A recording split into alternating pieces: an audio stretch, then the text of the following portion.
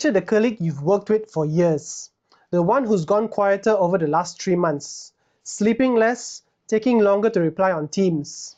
Would you know if work was the reason? And under Malaysian law, as of the 1st of June 2024, would your organization be required to do something about it? The answer to that second question is now yes. Psychosocial safety at work is no longer a wellness preference. It is a legal duty under the OSHA 2022 amendment, and the framework that tells you how to discharge it is called PRisMA. In the next 10 minutes, I'll walk you through what it is, what it asks of you, and what most organizations get wrong in the first 6 months of running it. PRisMA stands for Psychosocial Risk Assessment and Management at the Workplace. DOSH issued it in 2024 as the official tool for the new psychosocial duties under the amended OSH Act. The simplest way to think about it, PRisMA does for psychosocial hazards what HIRAC and CHRA already do for physical and chemical ones. It's the same logic. You find the hazard, you work out who's exposed, you decide what to do, you write it down, and you come back later to check. It's the same rhythm your safety committee already runs on, but this is a different category of risk. This isn't optional guidance dressed up as a recommendation. The amendment took effect on the 1st of June 2024. Psychosocial risk is now a legal duty for employers, and PRisMA is how the regulator expects the duty to be discharged. If you are in HR or in leadership, this now sits in the same pile as your fire drill records, your safety committee minutes, and so on. It's the same shelf, the same audit window.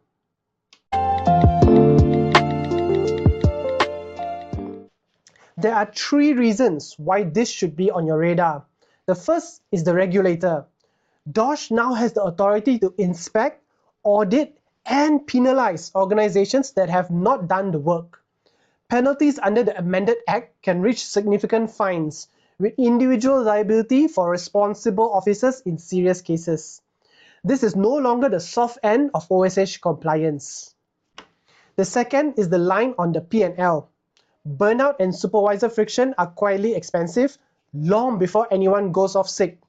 They show up as absenteeism, the senior engineer who suddenly takes a competitor's offer, or the second shift productivity that drifts down over the quarter and nobody can explain why. The third and most important reason is the people. I have seen star employees all of a sudden take a nosedive in productivity and output. They start eating less, they start sleeping less, and their spouses have noticed a change in their behavior as well. This clinical picture is recognizable across all industries. It always starts with someone who was fine until they weren't. PRisMA gives you a structured way to notice this before that point. That, more than the fines, is what the framework is actually for.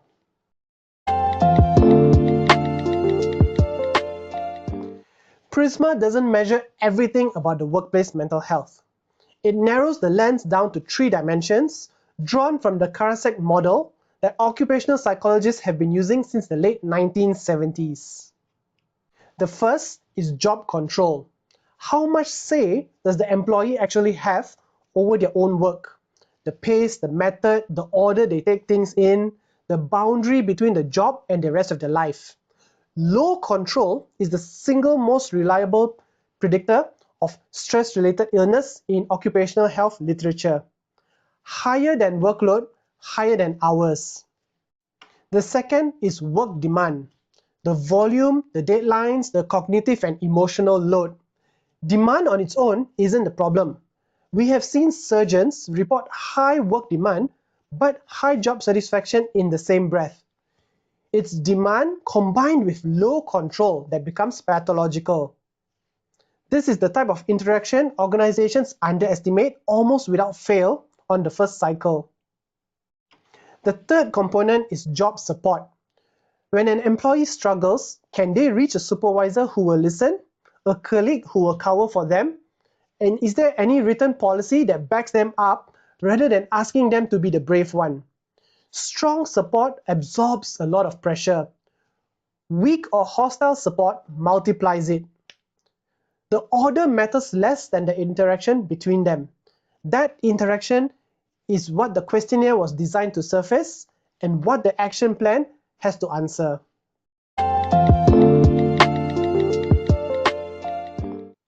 PRisMA runs in an 11-step process, but the 11 steps fall into 3 stages, and the 3 stages are the part you actually need to hold in your head.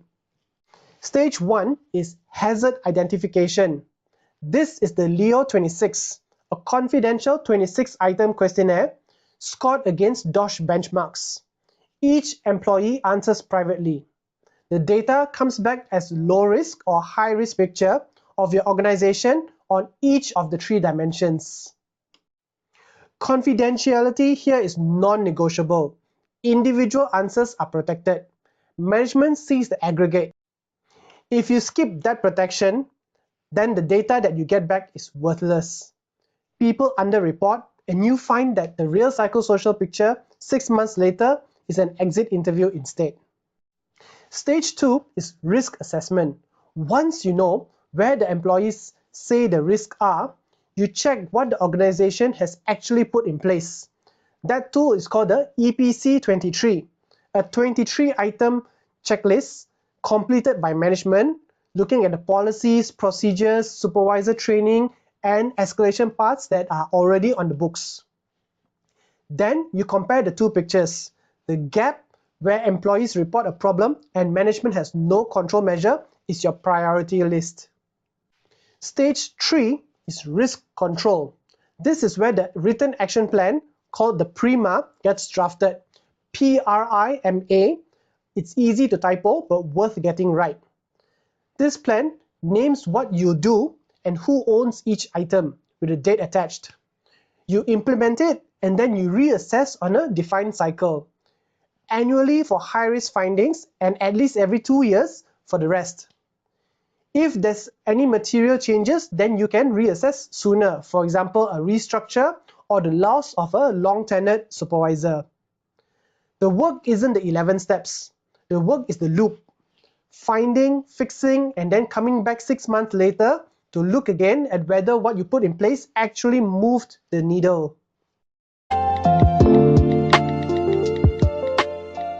One question I get from HR heads in the first call almost without fail. Who is actually allowed to run the assessment? The answer is a Psychosocial Trained Person or PTP. Someone certified by DOSH who has completed the official course and is registered to lead the assessment. Then sign the report that goes to the employer. If you don't have a PTP in-house, you can engage one.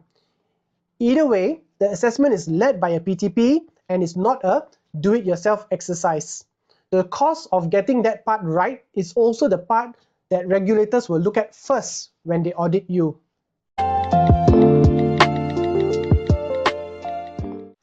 Here are 5 things to put on your list for this quarter. Number 1, confirm whether you've appointed a psychosocial trained person. If not, work out whether you're training someone internal or engaging one externally. Either is defensible, not having one is not. Number 2, audit the policies you already have around mental health, harassment, workload management, and supervisor conduct.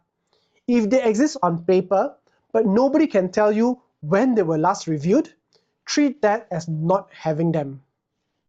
Number 3, plan the Leo 26 properly. Communicate it weeks in advance and explain the confidentiality protections in plain language, and pick a window when participation is realistic, not the week before the year-end close. Number 4, train your line managers. This is one most organizations underspend on, and it's the one the assessment results will sit in the lap of. PRisMA only works if the supervisors who score badly understand why and have the skills to do it differently the next cycle. Punishing them with the data doesn't change anything.